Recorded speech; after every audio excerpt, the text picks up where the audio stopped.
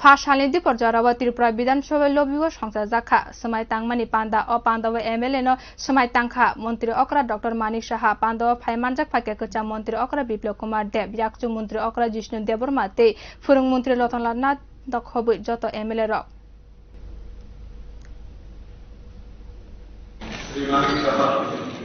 त्रिपुरा विधानसभा सदस्य निर्वाचित हইয়া ভগবানের নামে শপথ করিতেছি যে আমি আইনত ভারতীয় সংবিধানে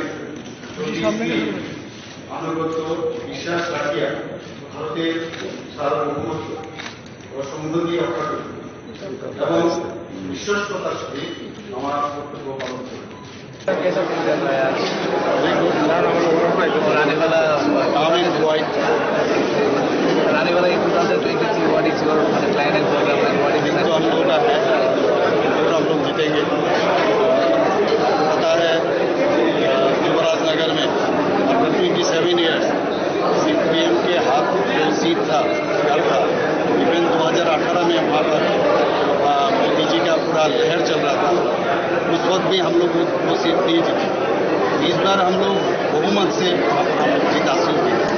आपको तो समझ में आ रहा होगा जहाँ जहाँ सीपीएम का सीट पहले था वहाँ भी हम लोग आने वाले दिन 2023 में वहाँ भी हम लोग जीत कर आएंगे, उसमें दो राय।